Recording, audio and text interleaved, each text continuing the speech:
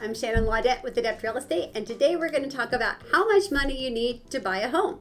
Okay, so I'm going to go over a really simple example. It's a fairly common scenario, and then I'm going to go over it in greater detail.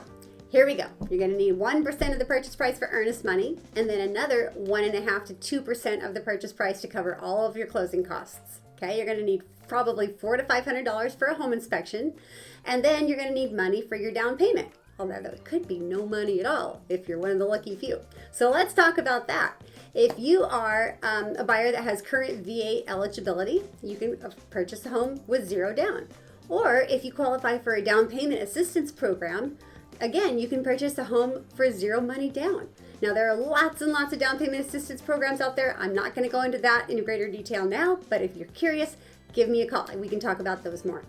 All right, so alternatively, you don't need 10% or 20% down to buy a home. A lot of people think that. You can get a home loan, a conventional home loan, for as little as 3% down. Okay, FHA loans are 3.5% down. You could put more down. In theory, you can put 50% down or more. So, all right, next, earnest money. Okay, so you might be wondering, what is earnest money? So your earnest money is your good faith deposit that shows the seller that you're serious about buying the house. Okay, and your escrow money gets deposited, earnest money gets deposited with an escrow company. And so now you might be wondering, what's an escrow company? So an escrow company is a neutral third party that handles all the money and all of the documents needed in order to process the closing of your house. Okay, so next, how much you need to buy a home? Back to that. $400 to $500 for a home inspector. Now that's due at the time of the home inspection because the inspector's inspected the home, he wants payment. Done. All right. Last, your closing costs. All right.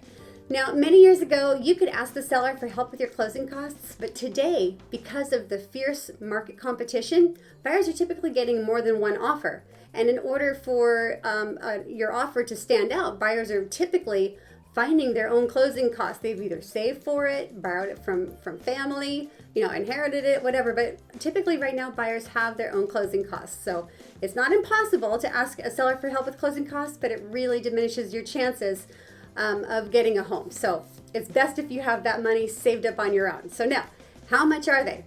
Typically, in total, they are 2.5% to 3% of the loan amount. And you might be going, oh my gosh, what are these closing costs that they're so darn expensive? Okay, so it's going to cover your loan fees, your appraisal fee, your title company fee, your escrow company fee, your prorated homeowner's insurance, prorated property taxes. Did I already say appraisal fee? So it's going to cover a lot of things, and most of those fees are associated with the fact that you're getting a home loan.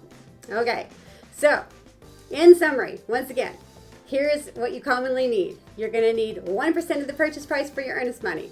That's your promise to the seller that you're in earnest to purchase the home.